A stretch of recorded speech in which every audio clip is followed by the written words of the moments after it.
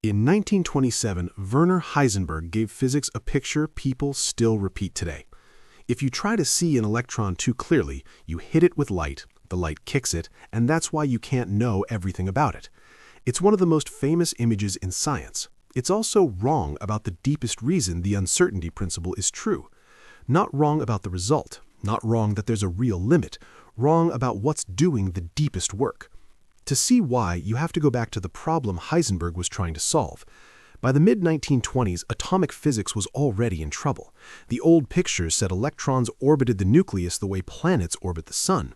It was neat, it was visual, and it kept failing. The numbers coming out of experiments were getting better, the story underneath them was getting worse. Heisenberg hated that. He didn't want invisible little atomic movies nobody could actually verify. He wanted a physics built out of what nature really gives you. Spectral lines, frequencies, transitions, observable facts. That instinct helped him build matrix mechanics in 1925, one of the first full versions of quantum mechanics, and it also set him up for the next problem. Because once you stop trusting the old pictures, a harder question appears. What does it even mean to say a particle has a position and a momentum, not in ordinary life, at the quantum level? That's where Heisenberg found something historic. And that's where he started to mislead people. You've probably heard the uncertainty principle in its popular form. If you measure a particle, you disturb it. That sounds perfectly reasonable. Of course it does. If something's tiny enough, your probe can shove it around. If you shine light on an electron, you affect it. That part's true. Measurement can disturb a system, but that isn't the deepest reason the uncertainty principle exists. And if you miss that distinction, you miss the whole point.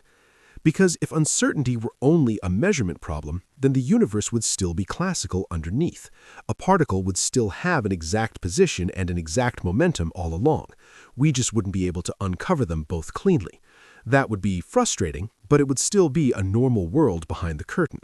That's not what quantum mechanics says. The deeper result is harsher. At the quantum level, you don't get a world where position and momentum are both sitting there with unlimited sharpness waiting to be read off. The limit isn't just in the measuring act, it's built into the kind of quantum state the particle can be in. That's the break. And if you watched the Double Slit video, you've already seen that break at work. In Double Slit, the pattern disappears the moment you try to find out which slit the particle went through. Why? Because finding the path isn't free. To make the path available, you have to force the setup toward localization. You have to pin the particle down more tightly. And when you do that, you wreck the broad, delicate wave behavior that made the interference pattern possible in the first place. That's not some weird side effect. That's one of the main rules underneath the whole experiment. Now here's the easiest way to feel that rule without dragging in equations. Think about sound. Take a long, steady violin note. If the pitch is very precise, that note has to last. You can't squeeze a perfectly clean frequency into one razor-thin instant. Now take a clap, or snap, or click. That gives you a very sharp moment in time, but not one perfectly defined pitch. You get one kind of sharpness by giving up the other. That isn't because your speakers are bad. It's built into what waves are. And once quantum objects are described by wave-like states, the same logic comes with them. Pin the particle down more tightly in space, and its momentum gets less sharply defined. Give it a very narrow momentum spread, and it can't live in one exact place. That's the deeper uncertainty principle. And now you can see what Heisenberg actually got wrong. Not the trade-off, the story. In 1927, Heisenberg tried to make this new limit feel physically intuitive, so he gave the world the Gamma-Ray Microscope. The setup sounds brilliant. If you want to locate an electron more precisely, you need shorter wavelength light.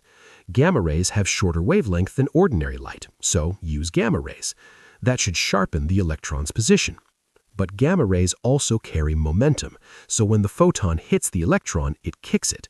Now, the more precisely you determine position, the more you disturb momentum. It's one of the best pieces of scientific storytelling ever invented. You can see it in your head. That's exactly why it stuck, and that's exactly why it sent generations of people in the wrong direction. Because the microscope story makes uncertainty sound like a disturbance problem. It makes the universe sound classical underneath, as if the facts are all there, perfectly sharp, and the only problem is that our flashlight shakes the furniture. That isn't the deeper lesson. The deeper lesson was already there before you ever told a story about kicks, flashes, or microscopes. It was already there in the wave-like structure of the quantum state itself.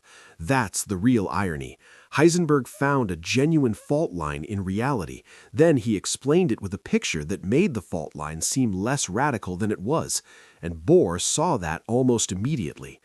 Bohr pushed back hard on Heisenberg's picture, not because the limit was wrong, because the limit was deeper than the picture. The point wasn't just that one measurement knocks another quantity around. The point was that the very setup that makes one thing sharp is incompatible with making the complementary thing equally sharp. That's a different claim, and it's a much stranger one, because now the problem isn't just that we disturb reality when we look.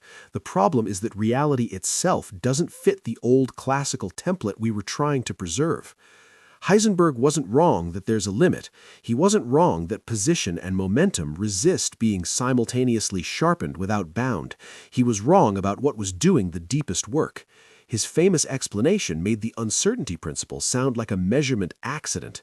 The deeper theory says it's built into the structure of the quantum world, and once you see that, quantum mechanics stops looking like a pile of disconnected weirdness. Double slit stops feeling separate. Of course, the interference pattern dies when you push the setup toward path information. Of course, sharper localization comes at a cost. Of course, the world refuses to hand you the whole classical story all at once. That's not a glitch. That's the architecture, and it's still the architecture now. This isn't just an old debate from the 1920s. Modern quantum experiments keep running into the same rule. In 2025, MIT physicists built an especially clean version of the double slit setup using individual atoms as effective slits for light, and the same trade-off showed up again. The more path information the setup carried, the weaker the interference became. Different century, better apparatus, same deep structure. And the same thing appears in quantum sensing.